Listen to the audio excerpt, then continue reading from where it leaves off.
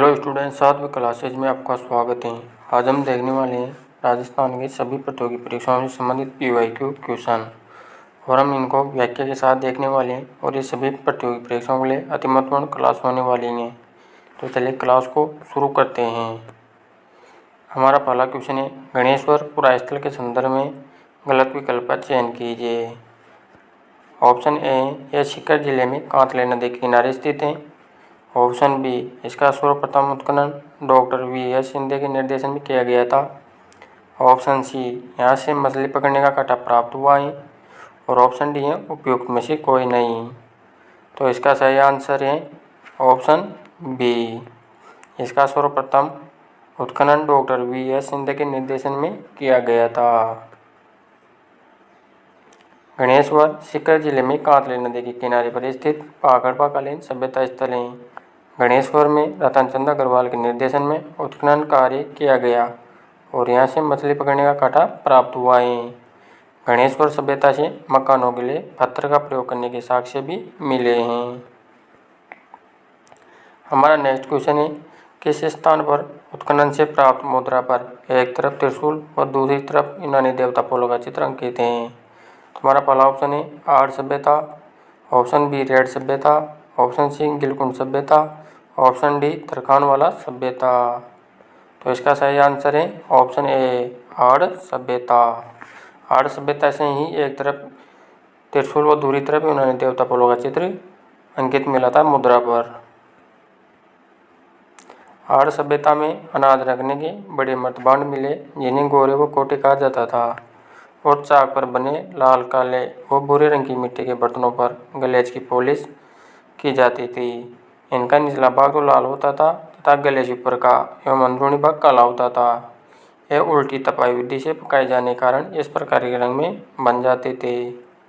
आर्य से प्राप्त एक मुद्रा पर एक और त्रिशूल तथा दूसरी ओर अपोलो देवता अंकित हैं जो तीर एवं तर्क से युक्त थे। इस पर यूनानी भाषा में एक लेख भी अंकित हैं। नेक्स्ट प्रश्न है, प्राचीन युग की चित्रकला किस सभ्यता स्थल को कहा जाता है। ऑप्शन ए बागुड़ सभ्यता, ऑप्शन बी रंगमहल सभ्यता, ऑप्शन सी बेराट सभ्यता, ऑप्शन डी पिलीबंगा सभ्यता। तो इसका सही आंसर है ऑप्शन सी, बेराट सभ्यता। बेराट सभ्यता को ही प्राचीन युग की चित्रकला कहा जाता है।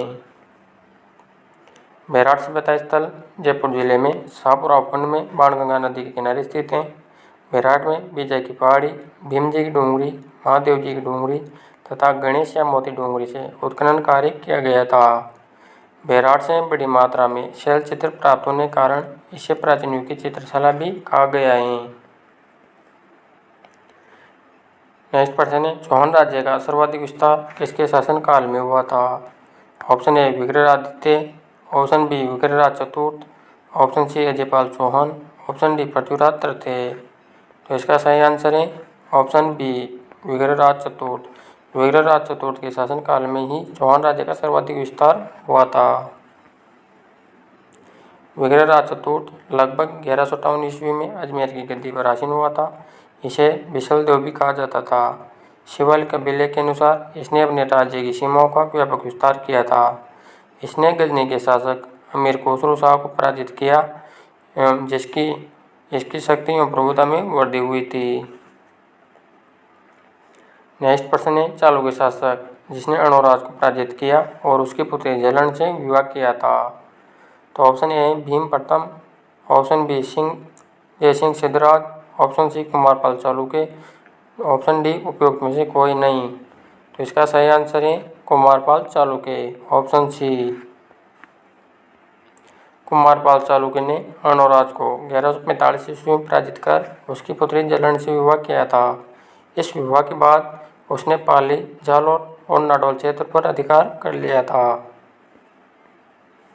नेक्स्ट प्रश्न है, सल्तनत काल में मेवाड़ के शासकों का सही क्रम में। ऑप्शन ए तेसिंह, समर सिंह, रतन सिंह, हमीर, ऑप्शन बी है रतन सिंह, हमीर, लख सिंह, मदन सिंह, ऑप्शन सी है जयत्र सिंह, पदम सिंह, मोकल, हमीर, ऑप्शन डी है मोकल, सेम सिंह, सामंत सिंह और नरवाहन। तो इसका सही आंसर है ऑप्शन ए, सबसे पहले तहसीन, फिर इसके बाद गद्दी पर बैठे थे समर सिंह, और समर सिंह के बाद शासन किया था रतन सिंह ने, और रतन सिंह के बाद अमीर सिंह ने। हम इनका शासनकाल भी देख सकते हैं। तहसीन का शासनकाल था 1250 से 1273 ईस्वी। समर सिंह का शासनकाल था 1273 से 1302 ईस्वी तक, और रतन सिंह का शासनकाल था 1302 से 1303 ईस्वी तक। अमीर का शासनकाल था 1326 से 1364 ईस्वी तक। नेक्स्ट क्वेश्चन है, निम्नलिखित में से सत्य कथनों की पहचान कीजिए। पहला कथन है 1570 ईस्वी से 1572 ईस्वी तक मारवाड़ खालसा क्षेत्र था। दूसरा कथन है मोटा राजा उदय सिंह ने 1580 ईस्वी में अपनी पुत्री जोधाबाई का विवाह जहांगीर के साथ किया। तीसरा कथन है महाराजा जसवंत सिंह प्रथम का जन्म बुरहानपुर में हुआ था। चौथा कथन है महाराजा जसवंत सिंह प्रथम के पिता का नाम मोटा राजा उदय सिंह था। तो इसमें सही आंसर है ऑप्शन सी, केवल 3,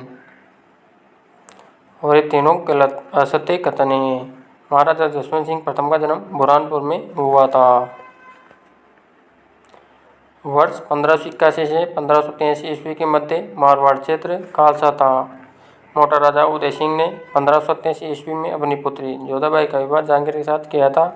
महाराजा जसवंत सिंह प्रथम का जन्म 1626 ईस्वी में बुरहानपुर में हुआ था। इनके पिता का नाम गज सिंह था। नेक्स्ट प्रश्न है, राजस्थान में क्रांति का सूत्रपात नसीराबाद से हुआ था। नसीराबाद में क्रांति के समय निम्न में से कौन सा कथन सत्य है? ऑप्शन ए, नसीराबाद में 16 नेटिव इन्फेंट्री के सैनिक विद्यमान थे। ऑप्शन बी, मद्रास लॉन्सर्स के सैनिक विद्यमान थे। ऑप्शन सी, भारतीय तोपखाने की सैनिक टुकड़ी मौजूद नहीं थी।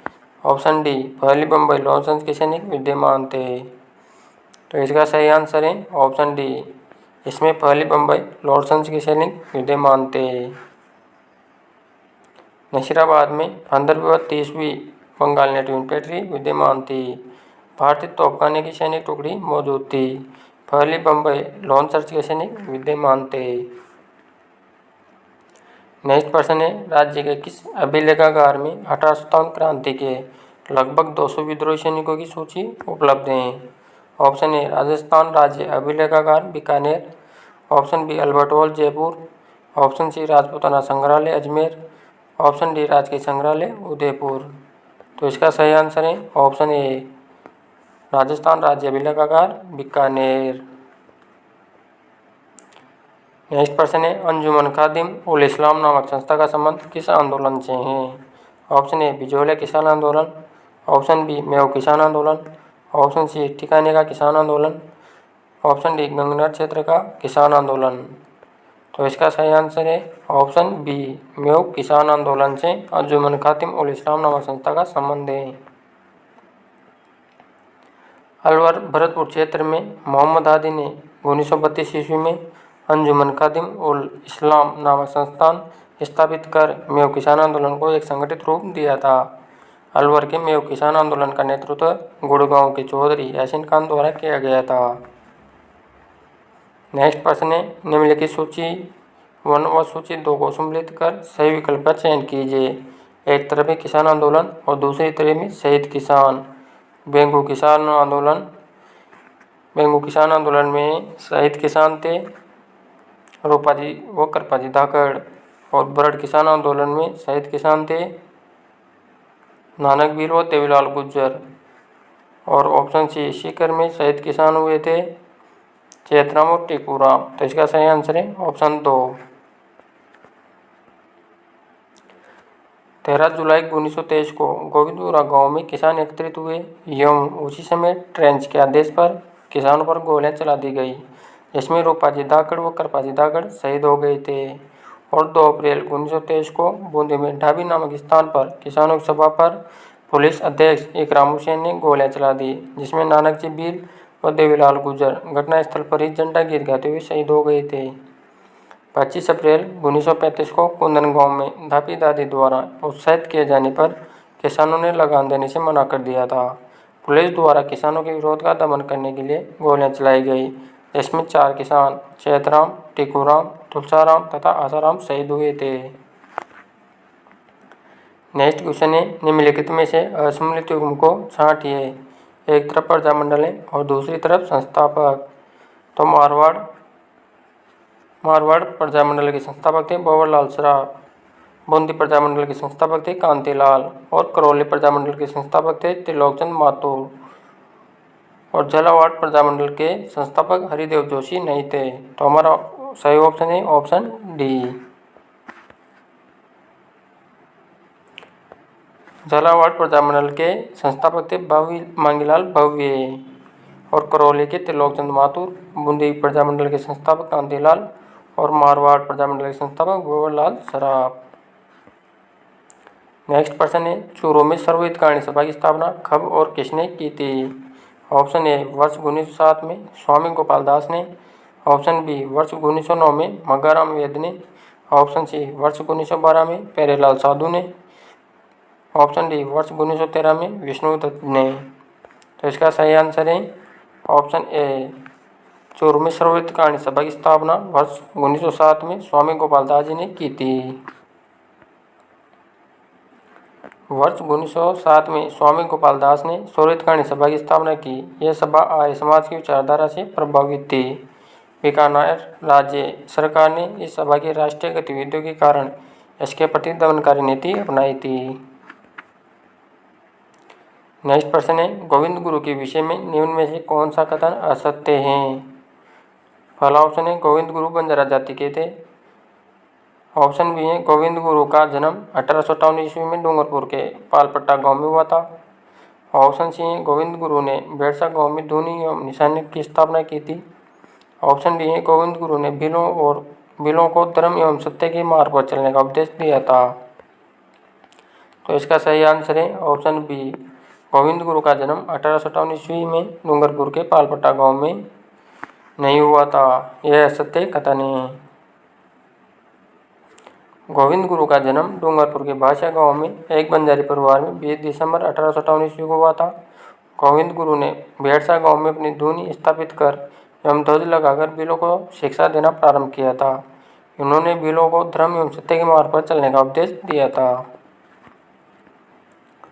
नेक्स्ट प्रश्न है निम्नलिखित को सम्मिलित कीजिए। एक तरफ है एकीकरण के चरण और दूसरी तरफ राजधानियाँ।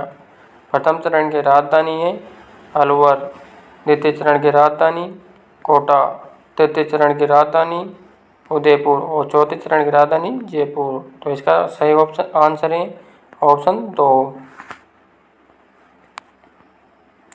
चतुर्थ चरण की राजधानी जयपुर को बनाया गया था श्री पी सत्यनारायण राव समिति की सिफारिश पर।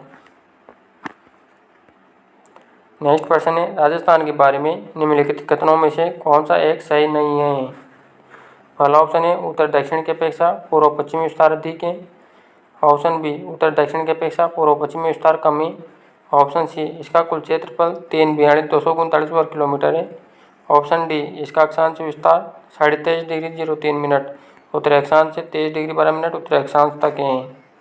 तो इसका सही आंसर है ऑप्शन बी उत्तर दक्षिण की अपेक्षा पूर्व पश्चिमी विस्तार कम है। तो ये बात सही नहीं है।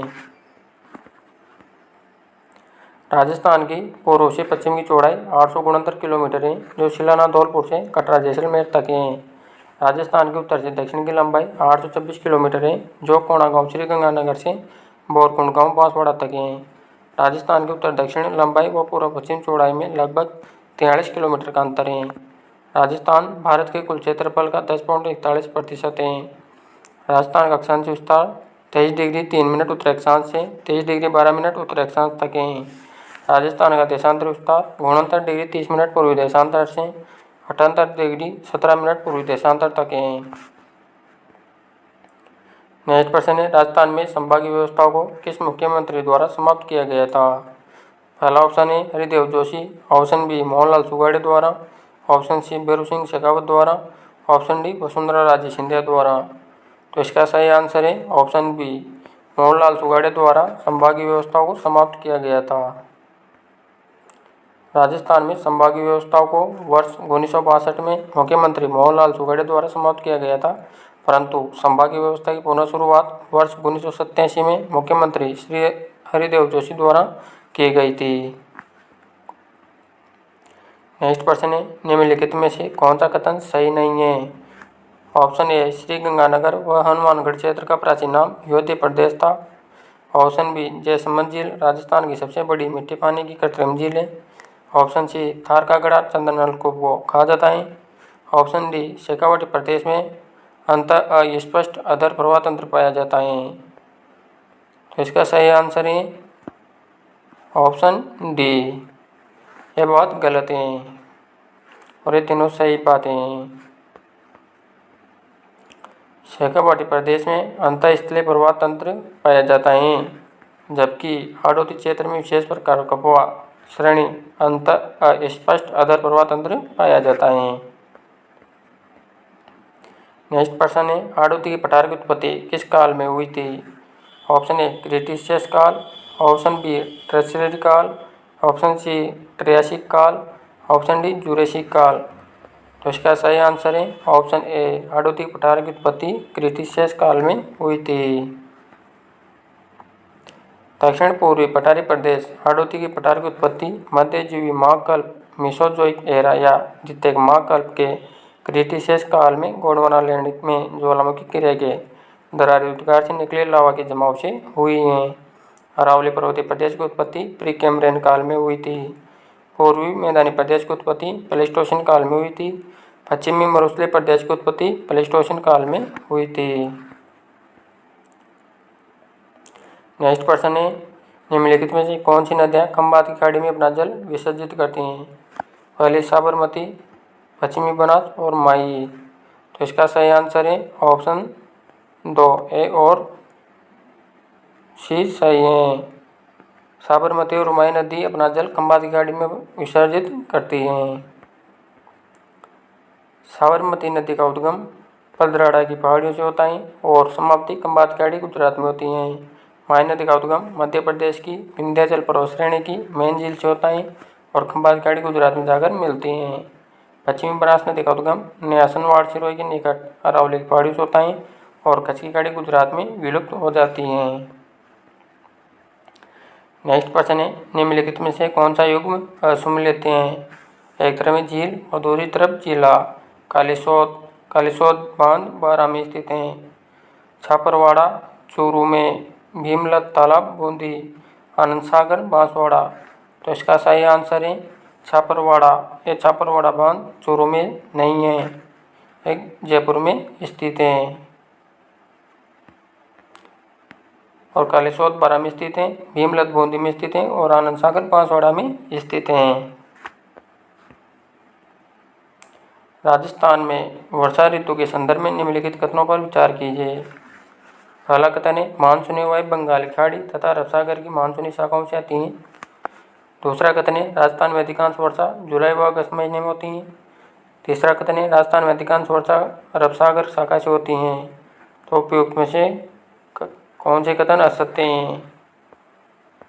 तो इसका सही आंसर है ऑप्शन बी, केवल 3। राजस्थान में अधिकांश वर्षा अरब सागर शाखा से नहीं होती हैं। मानसूनी वायु हिंद महासागर को पार करते ही 2 शाखाओं में बढ़ जाती हैं, अरब सागर शाखा और बंगाल खाड़ी शाखा। राजस्थान में अधिकांश वर्षा जुलाई व अगस्त महीने में होती है। राजस्थान में वर्षा का वार्षिक औसत 57.5 सेमी होता है तथा वर्षा मापी यंत्र ट्रेनोमीटर होता है। राजस्थान में अधिकांश वर्षा बंगाल खाड़ी शाखा से होती हैं तथा अरब सागर शाखा से वर्षा कम होती है। इस शाखा का अरावली के समांतर होने के कारण वर्षा कम होती है। नेक्स्ट प्रश्न है, गर्मियों के समय भारत के महान मरुस्थल में चलने वाली गर्म हवा क्या कहलाती हैं? ऑप्शन ए पुरवैया, ऑप्शन बी मावट, ऑप्शन डी धोंगड़ा, ऑप्शन डी लू। तो इसका सही आंसर है ऑप्शन डी। गर्मियों के समय भारत के महान मरुस्थल में चलने वाली गर्म हवा लू कहलाती हैं। लू थार के मरुस्थल में ग्रीष्म ऋतु में चलने वाली गर्म एवं शुष्क पवन है, जिसे स्थानीय भाषा में लू कहा जाता है। धोंगड़ा मानसून पूर्व की वर्षा, जिसे स्थानीय भाषा में धोंगड़ा कहते हैं। मावट शीत ऋतु में भूमध्य सागरीय पश्चिमी विक्षोभों से होने वाली वर्षा मावट कहलाती है। मावट रबी की फसल के लिए उपयोगी होती हैं, इसलिए इसे गोल्डन ड्रॉप्स या सुनहरी बूंदें कहते हैं। पुरवैया ग्रीष्मकालीन दक्षिण पश्चिमी मानसून की बंगाल खाड़ी शाखा से आने वाली मानसूनी हवाओं को स्थानीय भाषा में पुरवैया कहते हैं। नेक्स्ट प्रश्न है, निम्नलिखित में से नूतन जलोढ़ मृदा का क्षेत्र कहलाता है?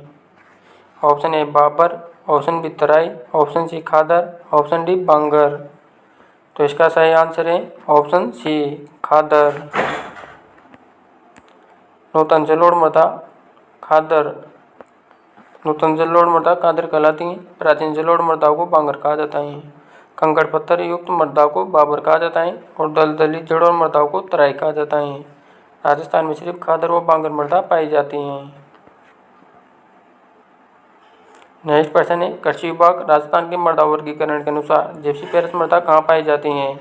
Option A Bikaner, option C Sriganganagar, option C Jodhpur, option D Ajmer.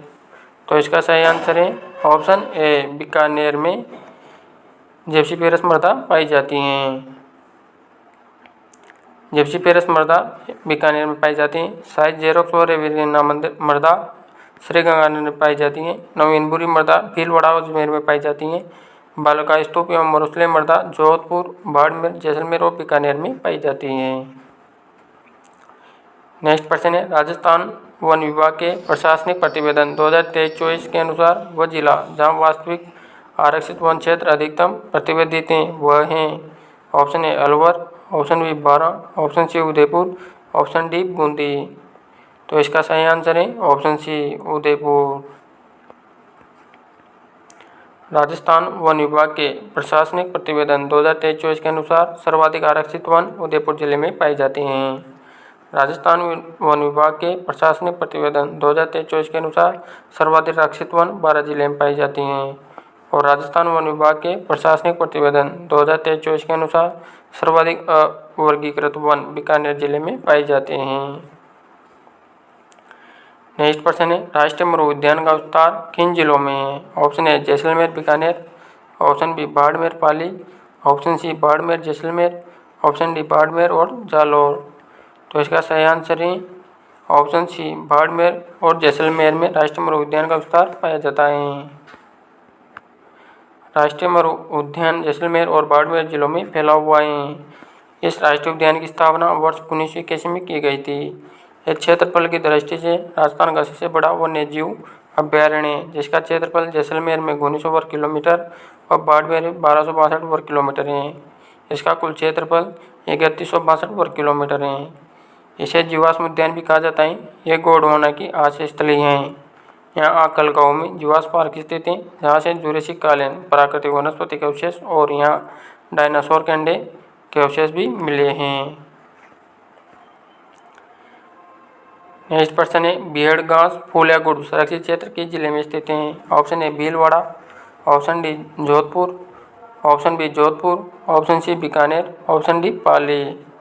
तो इसका सही आंसर है ऑप्शन ए भीलवाड़ा में भेड़गांस फूल या गुड़ सुरक्षित क्षेत्र स्थित हैं। भेड़गांस फूल या गुड़ सुरक्षित क्षेत्र भीलवाड़ा में स्थित हैं। रणखार सुरक्षित क्षेत्र जालौर में स्थित हैं। गुड़ा विष्णु सुरक्षित क्षेत्र जोधपुर में स्थित हैं। जोय बांध लेबड़ सुरक्षित क्षेत्र फर्स्ट और सेकंड पाली जिले में स्थित हैं। जोड़बीड़ गढ़ीवाल सुरक्षित क्षेत्र बीकानेर में स्थित हैं।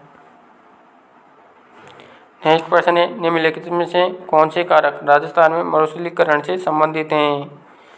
पहला नहरी सिंचाई, ऑप्शन बी अति पशुचारण, ऑप्शन सी मृदा प्रदन, ऑप्शन डी पवन ऊर्जा परियोजना, ऑप्शन ए वनों की कटाई। तो इसका सही आंसर है ऑप्शन 3 बी, सी व ई। बी, सी और ई ये मरुस्थलीकरण से संबंधित हैं। राजस्थान में मरुस्थलीकरण के कारण अति पशुचारण, मृदा प्रदन, वनों की कटाई, संसाधनों का अतिदोहन, निरंतर वर्षा का कम होना, वायु प्रदन, वनस्पति का विनाश। नेक्स्ट प्रश्न है, निम्नलिखित में से राजस्थान में कौन सा मरुस्थलीकरण का कारण नहीं है? ऑप्शन ए अधिक जुताई, ऑप्शन बी अधिक चराई, ऑप्शन सी अधिक जनसंख्या, ऑप्शन डी जैविक खेती। तो मरुस्थलीकरण का कारण नहीं है, जैविक खेती मरुस्थलीकरण का कारण नहीं है। तो इसमें आएगा ऑप्शन डी।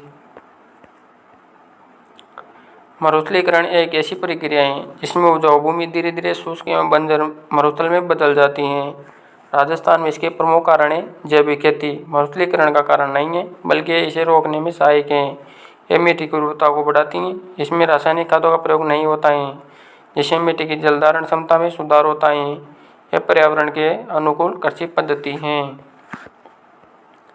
दूसरा कारण है अधिक जुताई। बार बार गहरी जुताई करने से मिट्टी ढीली हो जाती है, जिससे हवा के साथ मिट्टी का कटाव बढ़ जाता है। तार के मरुस्थल में एक बड़ा कारण है। अधिक चराई। पशुओं द्वारा अनियंत्रित चराई से भूमि की ऊपरी परत की घास खत्म हो जाती है, जिससे वनस्पति के अभाव में मिट्टी की पकड़ ढीली पड़ती है और मरुस्थल का विस्तार होता है। अधिक जनसंख्या। जनसंख्या बढ़ने से प्राकृतिक संसाधनों का दबाव बढ़ता है। खेती और आवास के लिए जंगलों की कटाई होती है, जो मरुस्थलीकरण को बढ़ावा देती हैं। राजस्थान में मरुस्थलीकरण का मुख्य कारण वायु प्रदूषण है। मरुस्थल का मार्च। मरुस्थल का आगे बढ़ना मरुस्थल का मार्च कहलाता है। राजस्थान में मरुस्थल दक्षिण पश्चिम से उत्तर पूर्व की ओर बढ़ रहा है।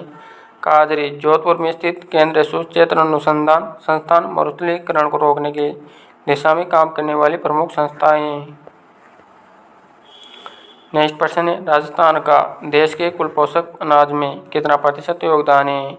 कृषि सांख्यिकी 2023 के अनुसार option A 22.78%, option B 15.66%, option C 18.76%, option D 13.88%। तो इसका सही आंसर है ऑप्शन बी 15.66%।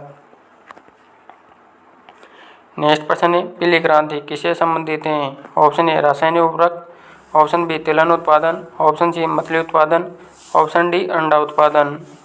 तो इसका सही आंसर है तिलहन उत्पादन से पीली क्रांति संबंधित है। पीली क्रांति, इस क्रांति का संबंध तिलहन उत्पादन से। भूरी क्रांति का संबंध रासायनिक उर्वरक से है। नीली क्रांति का संबंध मछली उत्पादन से। रजत क्रांति का संबंध अंडा उत्पादन से है।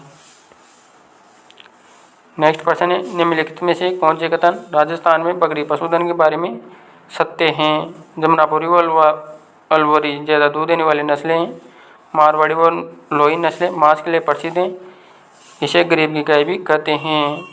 तो इसमें सही आंसर है ऑप्शन बी, केवल 1, 2 और 3, तीनों आंसर सही हैं।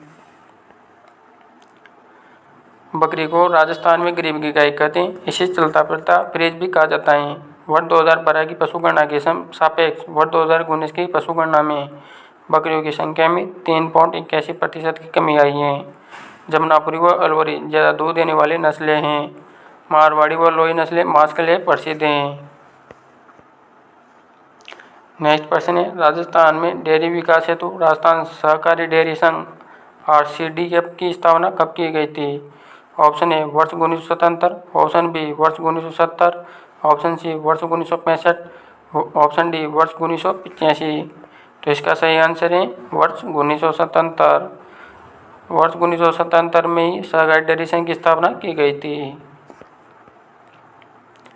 नेक्स्ट प्रश्न है, निम्नलिखित में से कौन सी सिंचाई परियोजना का संबंध कोटा जिले से नहीं है? कोटा जिले से हैं। ऑप्शन ए लासी, ऑप्शन बी तकली परियोजना, ऑप्शन सी हरिश्चंद्र सागर, ऑप्शन डी पीपलाद परियोजना। तो इसका सही आंसर है ऑप्शन बी तकली परियोजना का संबंध कोटा जिले से है।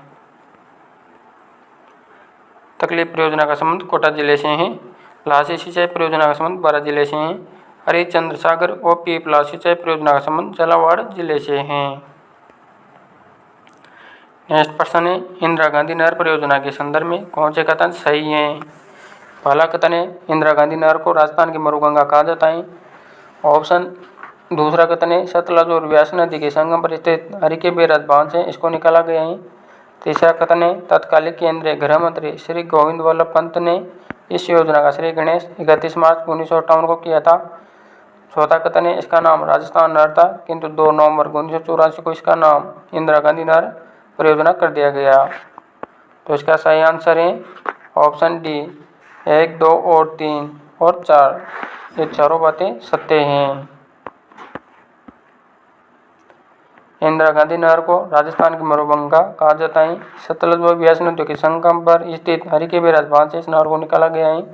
31 मार्च 1958 को तत्कालीन केंद्रीय गृह मंत्री श्री गोविंद वल्लभ पंत ने इस योजना का श्री गणेश किया था।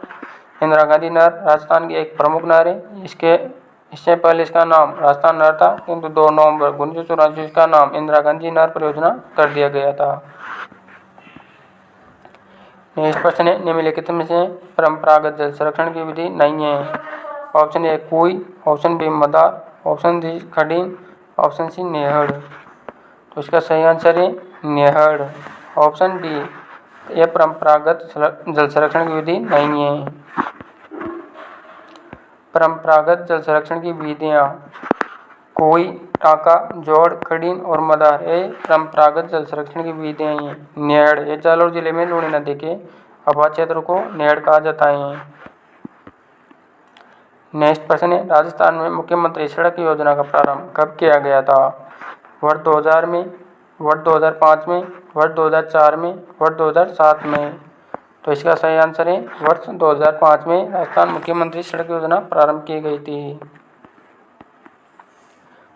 राजस्थान में मुख्यमंत्री सड़क योजना वर्ष 2005 में लागू की गई थी और प्रधानमंत्री सड़क योजना की शुरुआत दिसंबर 2000 में की गई थी। नेक्स्ट क्वेश्चन है, राष्ट्रीय राजमार्ग का प्रतीक चिन्ह होता है हरा, पीला, काला या लाल। तो इसका सही आंसर है ऑप्शन बी पीला। राष्ट्रीय राजमार्ग का प्रतीक चिन्ह पीला होता है। राष्ट्रीय राजमार्ग का प्रतीक चिन्ह पीला होता है। राज्य राजमार्ग का प्रतीक चिन्ह हरा होता है। मुख्य जिला सड़कों का प्रतीक चिन्ह काला होता है। ग्रामीण सड़कों का प्रतीक चिन्ह लाल होता है। नेक्स्ट प्रश्न है, कोलान क्षेत्र का संबंध निम्नलिखित में से किस खनन क्षेत्र से है? ऑप्शन ए लोहयस्क खनन क्षेत्र से, ऑप्शन बी तांबा खनन क्षेत्र से, ऑप्शन सी सीसा जस्ता खनन क्षेत्र से, ऑप्शन डी स्वर्ण खनन क्षेत्र से। तो इसका सही आंसर है तांबा खनन क्षेत्र, ऑप्शन बी। कोलान क्षेत्र का संबंध तांबा खनन क्षेत्र से है। कोलान क्षेत्र केतड़ी झुंझुनू का संबंध तांबा खनन क्षेत्र से है। लोहयस्क क्षेत्र मोरिजा बनोला जयपुर में स्थित है। सीसा जस्ता क्षेत्र रामपुरा अगुचा भीलवाड़ा व राजपुरा दरीबार राजमंद में स्थित है। स्वर्ण खनन क्षेत्र आनंदपुर बुकिया, जगतपुरा बुकिया, बांसवाड़ा व खेड़ राजपुरा उदयपुर में स्थित हैं। नेक्स्ट प्रश्न है, निम्नलिखित में से सत्य कथन है। पहला कथन है, लोहागढ़ दुर्ग 1733 ईस्वी में महाराजा सूरजमल जाट द्वारा बनवाया गया था। दूसरा कथन है, इस दुर्ग के चारों ओर सुजान गंगा नहर से पानी भरा जाता है। तीसरा कथन है, इस दुर्ग के प्रवेश द्वार पर अष्टधातु से निर्मित दरवाजे महाराजा सूरजमल दिल्ली से विजय करके लाए थे। तो इसका सही आंसर है ऑप्शन ए केवल 1 और 2 सही हैं। लोहागढ़ दुर्ग 1733 ईस्वी में महाराजा सूरजमल जाट द्वारा बनाया गया था। दूसरा, इस दुर्ग के चारों ओर सुजान गंगा नहर से पानी भरा जाता है। लेकिन तीसरा कथन गलत है। लोहागढ़ 1733 ईस्वी में जाट शासक महाराजा सूरजमल द्वारा बनवाया गया था। इस दुर्ग के चारों ओर सुजान गंगा नहर का पानी भरा जाता है। इस दुर्ग के प्रवेश द्वार पर अष्टधातु निर्मित दरवाजे महाराजा जुवाड़ सिंह 1765 ईस्वी में दिल्ली से विजय करके लाए थे। नेक्स्ट प्रश्न है, चित्तौड़ दुर्ग के बारे में कौन सा कथन सत्य है? ऑप्शन ए चित्तौड़ दुर्ग में प्रवेश के लिए 5 प्रवेश द्वार बनाए गए हैं। ऑप्शन बी चित्तौड़ दुर्ग राजस्थान का सबसे छोटा लिविंग पोर्ट है। ऑप्शन सी यहाँ पर तुलजा भवानी का मंदिर स्थित है। ऑप्शन डी चित्तौड़ दुर्ग में डायसा की प्रसिद्ध हैं। तो इसका सही आंसर है ऑप्शन सी, यहाँ तुलजा भवानी का मंदिर स्थित है। चित्तौड़ दुर्ग में प्रवेश के लिए 7 प्रवेश द्वार बनाए गए हैं। चित्तौड़ दुर्ग राजस्थान का सबसे बड़ा लिविंग फोर्ट है। यहाँ पर तुलजा भवानी का मंदिर स्थित है। चित्तौड़ दुर्ग 3 शाखों के लिए प्रसिद्ध है। नेक्स्ट प्रश्न है, निम्नलिखित में से असुमिलित युग में है। ऑप्शन ए दशहरा मेला यह आश्विन माह में बढ़ता है। कैला देवी का मेला चैत्र माह में बढ़ता है। पुष्कर मेला माघ महीने में बढ़ता है। चंद्रभागा मेला यह कार्तिक महीने में बढ़ता है। तो इसका सही आंसर है ऑप्शन सी, पुष्कर मेला माघ महीने में नहीं बढ़ता है। यह बात गलत है। आश्विन माह में लगने वाला कोटा का दशहरा मेला पूरे देश में प्रसिद्ध है। करौली जिले में त्रिकूट पर्वत की घाटी में कैला देवी का भव्य मंदिर है। यहाँ चैत्र शुक्ल अष्टमी को मेला लगता है। कार्तिक शुक्ल एकादशी से पूर्णिमा तक पुष्कर में विशाल मेला लगता है। अजमेर जिले का पुष्कर हिंदुओं की आस्था का एक प्रमुख केंद्र है। झालरापाटन में कार्तिक पूर्णिमा को चंद्रभागा नदी के तट पर पशु मेले का आयोजन किया जाता है। नेक्स्ट प्रश्न है, निम्नलिखित में सत्य कथन है। पहला कथन है, उपचर का त्यौहार श्रावण महीने में मनाया जाता है। दूसरा कथन है, भाद्रपद शुक्ल एकादशी को जुलना एकादशी कहा जाता है। तीसरा कथन है, दशहरा आश्विन माह के शुक्ल पक्ष की दशमी को राम द्वारा रावणवध के उपलक्ष्य में मनाया जाता है। तो इसका सही आंसर है ऑप्शन ए 2 और 3, ये दोनों कथन सत्य हैं। भाद्रपद माह की कृष्ण पक्ष की षष्ठी को मुख्यतः कुंवारी कन्याओं द्वारा उपचट का त्यौहार मनाया जाता है। भाद्रपद शुक्ल एकादशी को जुलना एकादशी कहा जाता है। इस दिन ठाकुर जी विष्णु और श्री कृष्ण की सवारी निकाली जाती है, जिसे रेवाड़ी कहा जाता है। वीरों का पर्व दशहरा आश्विन माह के शुक्ल पक्ष की दशमी को राम द्वारा रावणवध की खुशी में मनाया जाता है। नेक्स्ट प्रश्न है, रामदेव जी के बारे में सत्य कथन है। पहला कथन है, रामदेव जी को कृष्ण का अवतार माना जाता है। दूसरा कथन है, रामदेव जी का जन्म जैसलमेर में हुआ था। तीसरा कथन है, रामदेव जी का प्रमुख मेला भाद्र शुक्ल द्वितीया को लगता है। तो इसका सही आंसर है ऑप्शन 3, ए और सी सत्य कथन है। रामदेव जी को कृष्ण का अवतार माना जाता है और रामदेव जी का प्रमुख मेला भाद्रपद शुक्ल द्वितीया को लगता है। रामदेव जी का जन्म बाड़मेर जिले की शिव तहसील के काश्मीर गांव में हुआ था। इनको मलिनाथ जी के समकालीन माना जाता है। अपने भतीजी को दहेज में पोकरण दे देने पर इन्होंने रामदेवरा रोणीचा गांव बसाया और वही 1458 ईस्वी में भाद्रपद शुक्ल एकादशी को राम सरोवर की पहाड़ पर जीव समाधि ली थी। रामदेवरा में भाद्रपद शुक्ल द्वितीया को विशाल मेला लगता है। यह सांप्रदायिक सद्भाव इस मेले की मुख्य विशेषताएं हैं। हिंदू जहाँ श्री कृष्ण के रूप में रामदेव जी की आराधना करते हैं, वहीं मुसलमान रामसा पैर के रूप में इनको पूजते हैं। नेक्स्ट क्वेश्चन है, केला देवी किस राजवंश की कुल देवी हैं? और ऑप्शन ए ओसवालों की, ऑप्शन बी यादवों की, ऑप्शन सी जाटों की, ऑप्शन डी उपयुक्त में से कोई नहीं। तो इसका सही आंसर है ऑप्शन बी, केला देवी यादवों की राजवंश की कुल देवी हैं। केला देवी यदुवंशी यादव राजवंश की यादव शाखा की कुल देवी हैं। केला देवी का भव्य मेला चैत्र शुक्ल अष्टमी को लगता है। इसे लक्की मेला भी कहा जाता है। इस मेले में मीणा जाति के भक्त लांगूरा गीत गाते हैं। नेक्स्ट प्रश्न है, मीराबाई का जन्म किस वंश में हुआ था? ऑप्शन ए परमार वंश में, ऑप्शन बी राठौड़ वंश में, ऑप्शन सी चौहान वंश में, ऑप्शन डी सिसोदिया वंश में। तो इसका सही आंसर है मीराबाई का जन्म राठौड़ वंश में हुआ था। राठौड़ वंश में मीराबाई का जन्म 1498 ईस्वी को कुड़की गांव पाली में हुआ था। इनके पिता का नाम रतन सिंह राठौड़ और दादा का नाम राव दूधा था। मीराबाई ने सगुण भक्ति का सरल मार्ग भजन नृत्य एवं कृष्ण स्मरण को माना है और उनकी भक्ति माधुरी भाव की थी। नेक्स्ट प्रश्न है, निम्नलिखित को सम्मिलित कीजिए। गुड़ला नृत्य मारवाड़ क्षेत्र का प्रसिद्ध है। मोमल नृत्य जैसलमेर का और बिछुड़ो नृत्य हाड़ौती का। यशकी नृत्य मेवाड़ क्षेत्र का। गुड़ला मारवाड़ क्षेत्र में होली के बाद गुड़ला त्योहार के अवसर पर कन्याओं द्वारा गाए जाने वाला लोकगीत है। मोमल जैसलमेर में गाए जाने वाला श्रृंगारिक लोकगीत है। यचकी अलवर मेवाड़ का प्रसिद्ध गीत है। बिछुड़ो हाड़ौती क्षेत्र का प्रसिद्ध लोकप्रिय गीत है। नेक्स्ट प्रश्न है, नवजात शिशु की मां के लिए मातृ पक्ष की ओर से बेटी के जन्म पर किस रंग का पौधा देने की परंपरा है? ऑप्शन ए गुलाबी, ऑप्शन बी हरा, ऑप्शन सी पीला, ऑप्शन डी लाल। तो इसका सही आंसर है ऑप्शन ए, लड़की के जन्म पर गुलाबी पौधा देने की परंपरा है। पौधा का अर्थ कमल फूल के अभिप्राय युक्त ओढ़नी होती हैं। नवजात शिशु की मां के लिए मातृ पक्ष की ओर से बेटे के जन्म पर पीला पौधा और बेटे के जन्म पर गुलाबी पौधा देने की परंपरा है। नेक्स्ट प्रश्न है, निम्नलिखित को सम्मिलित कीजिए। कमर का आभूषण है सटका। गले का आभूषण है कंठी। नाक आभूषण चुन्नी और सिर का आभूषण बोर। तो हमारी ये क्लास यहीं पर ख़त्म होती है और आप कमेंट में बताना कि आपको ये PYQ क्वेश्चन कैसे लगे और आपको नेक्स्ट क्लास के लिए कमेंट में ज़रूर बताना कि आपको नेक्स्ट क्लास चाहिए या नहीं, और साथ ही क्लासेस को सब्सक्राइब जरूर से कर लेना। जब तक के लिए धन्यवाद।